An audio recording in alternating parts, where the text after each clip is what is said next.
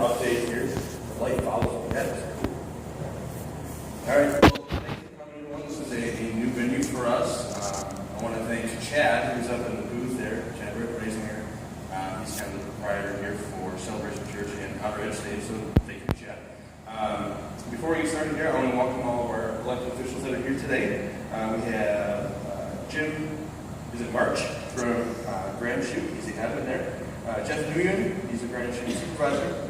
Dave Showalter, Grand Chute chair. Bruce Sherman, also a Grand Chute supervisor. Travis Tyson, also a Grand Chute supervisor.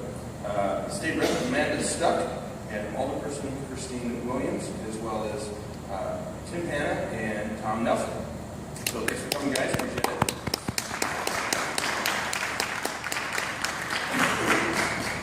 So I got 4 kids, and 2 of them have double ear infections, and bestowed that blessing upon me. So excuse me if I sound a little congested.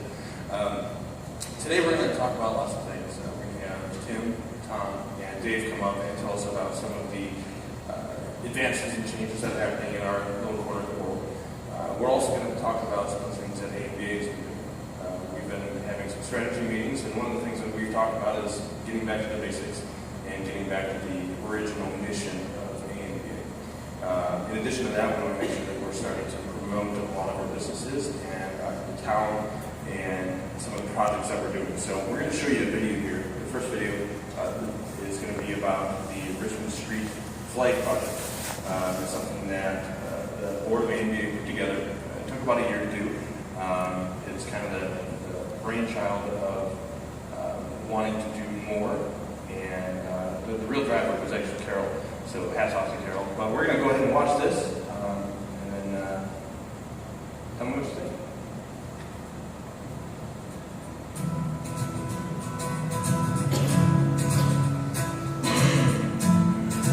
Appleton is fortunate to boast a unique mix of American values. We are full of opportunity, rich in diversity, generous in plenty, strong in adversity. We are proud of our history and forward-thinking enough to eagerly embrace our future.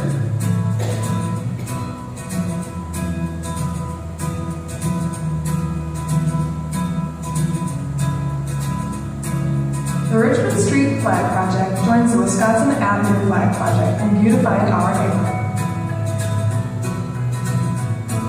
Showing appreciation for the sacrifices that make it possible for our community to exist.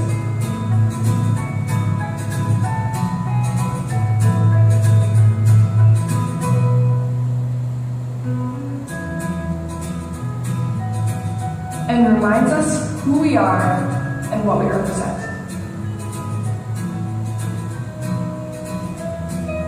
When you drive down Richmond Street and Wisconsin Avenue, look up, and then look ahead. Proudly sponsored by the Appleton Northside Business Association.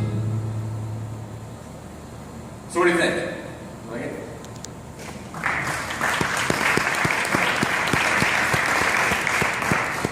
So as a board, we've been looking for more ways to get involved and to do more things for our community. And so what we're hoping is that some of you give us some ideas of the things that you'd like to see us do, things that you'd like to see us be involved with.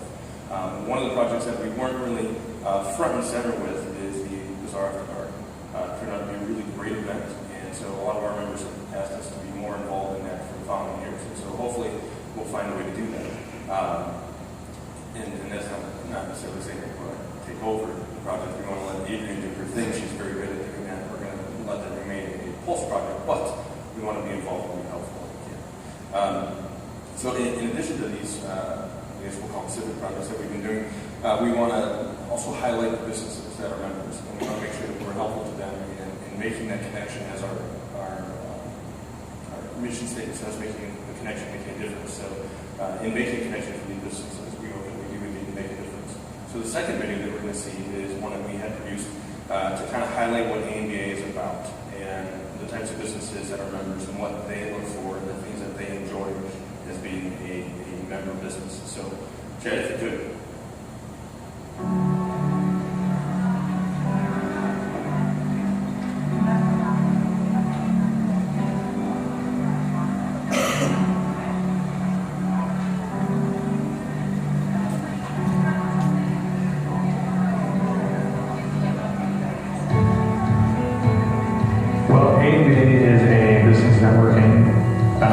entity that takes pride in making a connection, making a difference for local business owners within our community here on Northside Appleton. Appleton Northside Business is an organization that supports local business on the north side of Appleton. It is a great network of companies, of individuals, business owners, and their associates that get to know each other so that we can support each other's businesses and each other's dreams. What I think it takes to build a successful business is just a willingness to do it, perseverance, hard work. Just sometimes if you build a stupidity, you just not stop. You just keep going, even when it doesn't look like you're going to make it. Just keep pushing on. A&BA has been instrumental in helping me get involved in the community with local businesses. I'm not from this area, and coming in, it was instrumental for me to get to know as many people in the businesses in the community as I can. And they have been fantastic. They were very welcoming. I got introduced to a lot of people, and have become contacts to other things. Well, the overall goal and objective of AMBA is to really make sure that the businesses, the managers, the salespeople, the employees, the city, and especially the ownership of local businesses have a resource to lean on when they might have questions about the community or want to find another business to do business with. The biggest benefit I see is just the general feeling of meeting the people there for their monthly meetings at night, their happy hour meetings. You can talk to people, socialize with them, get to more, on a personal level. We want to more or less make a dent in our little part of the universe here and make it easier to do business in the Fox Valley.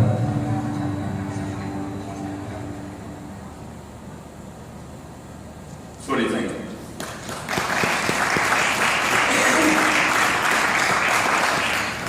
So as you can see there, it's really going to be our mission in the future here to make sure that we accentuate businesses and not necessarily us as an organization, but our members as much as we can. And so we're looking for places that we can hold our happy hours, places that we can do general meetings, places like this that we can do our annual meeting.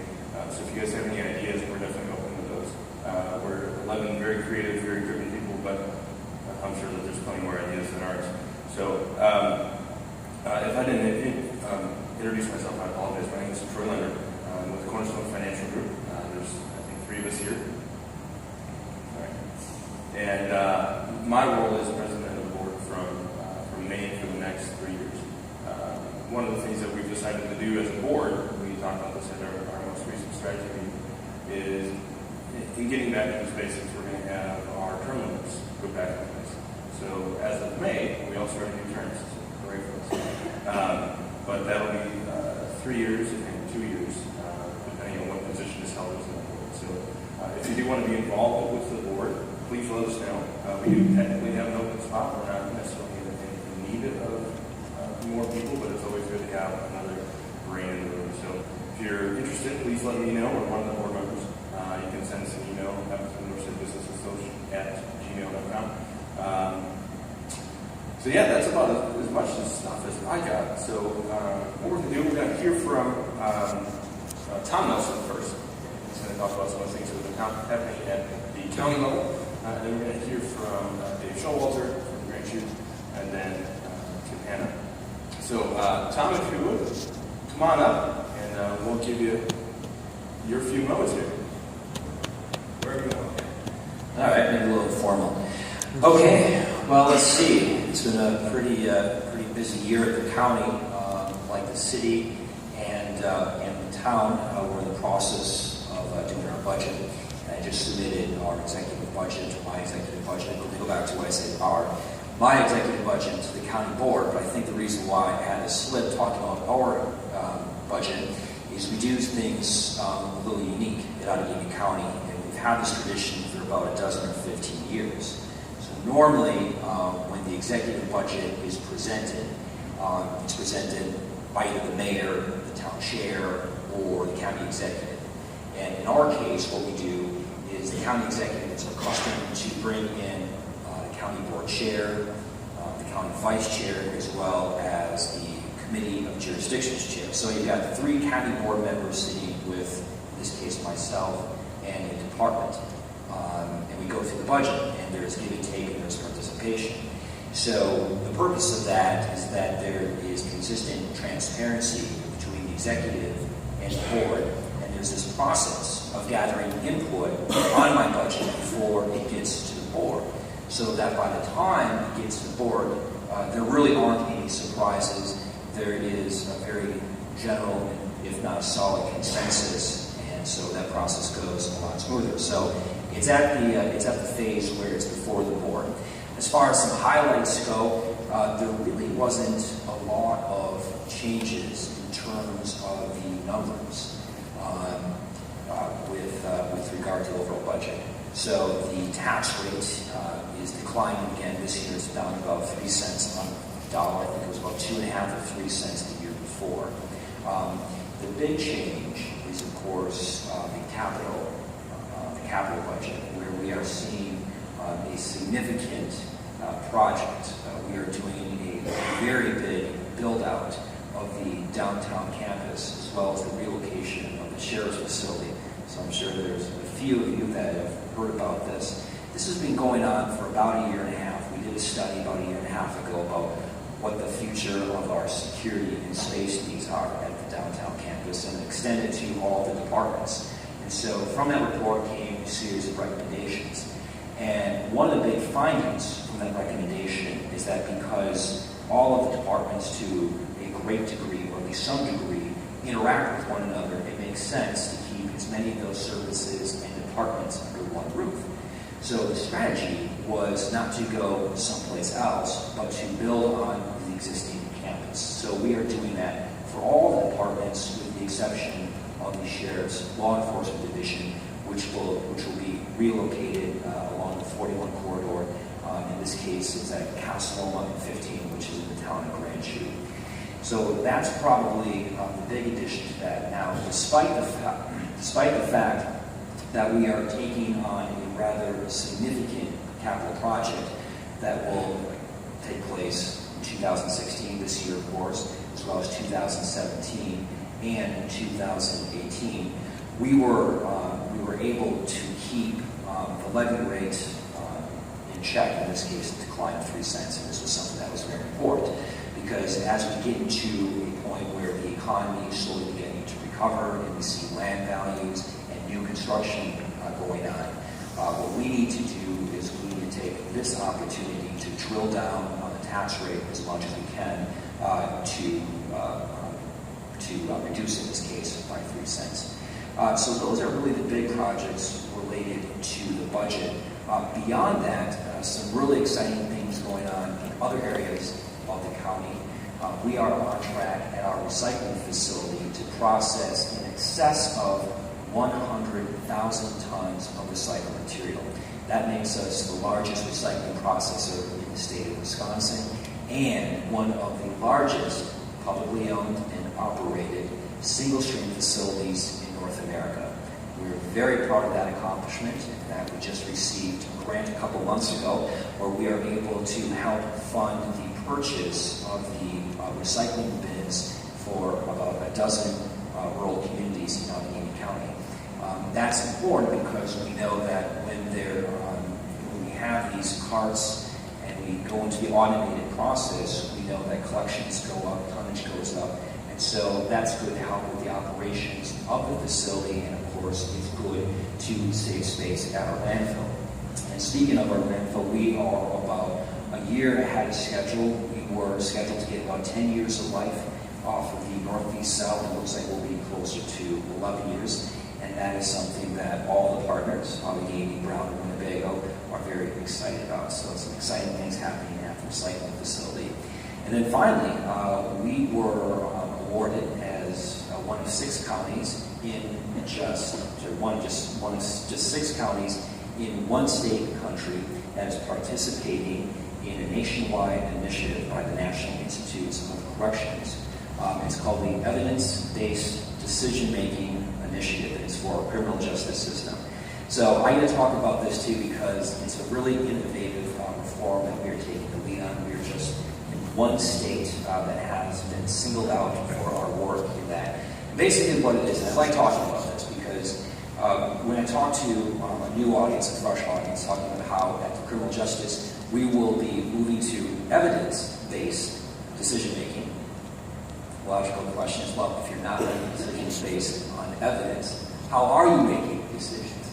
But this is actually a relatively new approach and phenomenon in criminal justice, and we were able to attract this support from a national affiliate working with 5 other counties in the state because of our collaborative work among the departments. So we're talking county executive, county board, sheriff's department, Department of Corrections, district attorney, probationary agents, and so forth. And what we do in this initiative is we develop data and information with the purpose of determining the risk level for offenders, and determining, and depending on what the risk level is, we make a decision about what type of punishment and treatment the offender will have. This dates back about 10 years ago when we were faced with the reality of having to build a new jail because it was overcrowded. And that would have costed us about $70 million. What we did instead of that is we started putting money on the front end to try to find out if there are better approaches where we can solve these problems and save some money for the taxpayers. So this goes back about 10, 12 years. We have been really successful. We have seen the average daily lockup rate decline over the last 5 or 6 years, and we are in a position where we will not have to build a new jail to the tune of $70 million. So this is a recognition that we are very proud of here in Union County, and something that is recognized by our peers around the state and also around the country. So those are just a couple of highlights that we're proud of in Union County, and as well as our budget. I think that's about my time. If I have any time left over, I'll happily yield it to the good mayor of Appleton.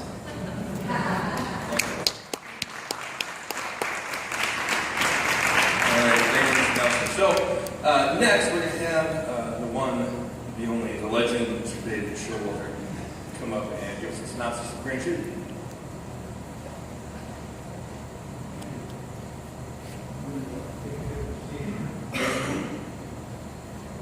Is this on? Yeah, okay. There, I feel more like a preacher now. As I walked in here this morning, I thought it was Sunday. Okay, good morning, and thank you for the opportunity to address the Appleton Northside Business Association. I'll talk about the state of affairs in Grand Chute and how we have fared during the current year. I'll then end with my outlook on the town, for the town during the next year. We'll start with the budget. The town of Grand Chute added approximately $63 million in new net construction last year.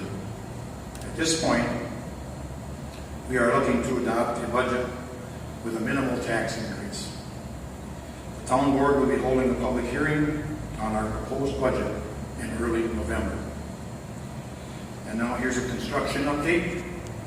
The town has been very fortunate to continue to be seen as a desirable place for residents and businesses. The 2 proposed subdivisions near Town Hall that I spoke about last year were in the planning stages and are now complete. New homes are under construction in both. These 2 new subdivisions have added approximately 220 single-family lots to our lot inventory, which had greatly dwindled in the past few years. Through August, we have 12 permits issued for new commercial, industrial buildings in the town. We have also issued permits for 50 new single-family homes. New residential construction pushed our population to over 22,000 people last year. Some of the projects that total construction permits evaluation through August of this year is over 51 million. Both residential and commercial permits are already ahead of where we were at this time last year. We had several new business startups and business expansions in Grand Chute during last year. Some expansions include Quick Trip under construction. That's on the corner of Casaloma and GV. Barbershop corporate office. It's also under construction in the same area. Unison Credit Union. That's on Evergreen Drive that was just announced. Fireline Shooting Range up near the mall. That's also under construction. Aldous Fertility Clinic is under construction. Harley Davidson Riding Academy. That's also under construction. American Overhead Door just had a groundbreaking on Wisconsin Avenue, just at the border of Appleton. And the National Association of Tax Professionals corporate office is also under construction. Other previously announced projects that have started preparations or are under construction include a 200,000 square foot Myers store to be constructed at the intersection of Highway 47 and Highway 41. And there's also a 115,000 square foot addition of the Navitas on Evergreen Drive that's nearing completion. The Fox River Mall area remains vibrant. Fortunately, as soon as a business closes, we have something else ready and willing to take its place. 2 new hotels are in the design process, and that will be near Greenville Drive in Casaloma. Complete redevelopment of the old Country Buffet site and a new tenant for the H.H. Gregg location are expected to be announced soon. Now, if we could just get rid of the panhandlers. Recently, WG&R Furniture approached the town with plans to purchase and redevelop the old National Envelope property. That site is at Wisconsin Avenue and 41, just across the street from the Quick Trip. That will be a huge project on a very highly visible corner. And this will be about a 300,000 square foot commercial space. This should be a perfect complement to the Fox River Mall and further cement our tagline as Wisconsin's shopping place. We continue to invest in our roads and infrastructure. We completed a total repaving project in 4 days, working around the clock on West Hill Boulevard. That's near Woodman's and Home Depot. That project happened so fast that I live in that area, I didn't even know the road was being constructed. We received many compliments for minimizing the impact to businesses on this project. Next year, we will have major road construction projects on Spencer Street and Capitol Drive. The town of Grand Chute is always looking to improve services to our citizens and businesses. Our automatic aid agreement with our neighbors for police and fire protection are working very well. We continue to cooperate and collaborate with our neighbors on several different types of projects and trainings. Outlook for the future. My goal as town chairman is to maintain the excellent services that our town provides at a reasonable cost. I want to see the town continue to focus on economic development. I want to see our parks and our trail system improved in the community. We are currently in the design process for a new town center park that would be added to our town center campus near Town Hall and Fire Station number 1. Initial plans include baseball fields, a pavilion, and a splash pad. In closing, I would like to say that the town has benefited by our strong partnership with our surrounding communities, and hopefully these relationships will continue to strengthen in the future. We are excited for the upcoming Fox Cities Exhibition Center and are praying that the hotel owner makes a significant investment in the hotel to complement the investment being made in the Exhibition Center. Grand Chute is equally excited for the planned expansion for outdoor sporting facilities to greatly enhance tourism to our region.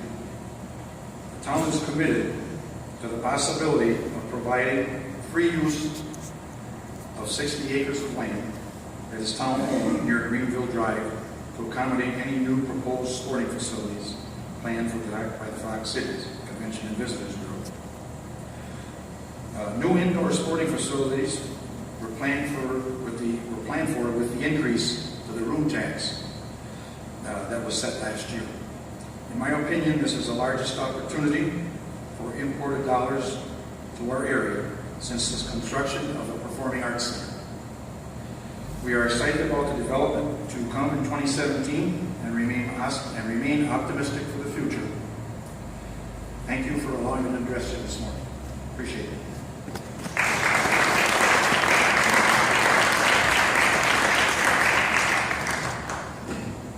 All right, so we're going to have the mayor come up and give us some ideas of some of the projects he's been working on, some of the things that we can look forward to, hopefully some fun stuff. So, give it up. All right. Thank you. I want to use as much of that yielded time as possible. I got a long list to talk about, but I want to start this way.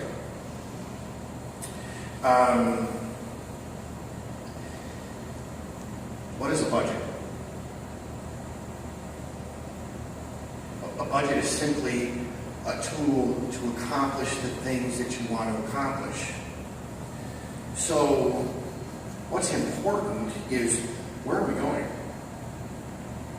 And how are we going to get there? That's the way we put our budget together. We put our budget together based on the city's strategic plan and our vision about where we want to go and what we want to be. So we recently updated our strategic plan. Our mission doesn't change. Why we exist, why we come to work, that doesn't change. The city of Appleton is dedicated to meeting the needs of the community and enhancing their quality of life. That's what we do. Everybody who works for the city, that's ultimately what they do. That's the goal. Our vision for Appleton is the place where people can come and use their talents to thrive. That's our vision. That's what we want Appleton to be. In today's world of competition, as business owners, I know you feel it. If you're out trying to recruit people, how difficult that is today, and getting more difficult to replace those that are retiring and to hire people who can help you not only sustain but grow your business. Number one issue for business today. So we want to position Appleton as a place where people can come and feel like they can use their talent, because everybody has talent. Everybody has talent. We want people to come here and feel like we will support them so they can use their talent to live a meaningful life. So when we put our budget together, we use that lens to say, what's important? What can we invest in that will help us come closer to that vision? There are some things that have happened along the way this last year that I think have helped us, that we need to leverage. And I want to preface this by saying Appleton gets recognition for really what all of us do. When I say all of us, all the municipalities, the entire region. Okay? So, just recently, Appleton, we're back on the Money list. Money Magazine's list of best places to live. Number 24 in the United States. 24th best city to live in the United States. Yeah, it Appleton's name on it. Appleton isn't Appleton without Grand Chute and all of our neighborhoods, as Dave alluded to. We need to leverage that. And the only city in Wisconsin on that list, on that top 50 list of Money Magazine, that's one of the more prestigious lists to be on. We need to leverage that. This is a great place to live. But we not only need to maintain that, we need to make it better. Earlier this year, we were noted as the 9th best place to raise children in the country. We don't do that by ourselves. Of course, we have to have really strong neighborhoods. We have to have really great school districts. and schools and education system. That all works together. But man, not bad. We're also the drunkest city, but you know what? We'll discount that one. I got some pushback on that at a meeting with other mayors, you know, where somebody said, yeah, we were on that list too, and the mayor of Oxford said, yeah, but we were number 2. Yeah, whatever. It disappoints me in terms of how they measure those things. But so what's going on to kind of help us come closer to that vision? What things are we investing in? First of all, I want to say thank you for the flag project. It's really cool. You know what? That helps. That helps project an image of where we live. So thank you for that. I really appreciate that. Love the videos, by the way. It's not something that the city did, but something that's really important. How many of you had a chance to go over to the bazaar on Wisconsin Avenue a few weeks ago? How cool is that? Wow. That was really cool. And I give a lot of credit to the young professionals who pulled that off, who put that together. And that, again, projects an image. In terms of how we get closer to that, it's really about, one of those building blocks is neighborhoods. You have to invest in neighborhoods. And those neighborhoods on either side of Wisconsin Avenue are so important. Those are transitional neighborhoods. Those are the neighborhoods where young people are going to move in. They're going to invest in those neighborhoods, but they're looking for some things that are a little different than the people who've lived there for a long time. And so I think we saw a hint of that with the bazaar. People from those neighborhoods, and young people and older people, but coming out of those neighborhoods and having a great time on Wisconsin Avenue. That's awesome. And I've talked to some of the businesses along there, and they were just thrilled, absolutely thrilled. So this isn't the last time we're going to see an event like that. We're going to see more and more of those. And that's going to help those neighborhoods become stable, and not that they're not stable, but really sustain being good neighborhoods. Herb Pool. Dave, careful about splash pads. I tried that last year. Are you sure you don't want an Olympic-sized pool out there? Really? That reinvestment in Herb Park, and it's not just a pool, $10 million we're spending on, it's one of our community parks. It's a larger park. But it is getting a total makeover. The neighborhood's exciting. It is a anchor in that neighborhood. And so it's not going to be a new pool. It's going to be a new pool. It's going to be 2 new pools, a new bathhouse, a new pavilion, a new parking lot, tennis courts. Of course, I had somebody last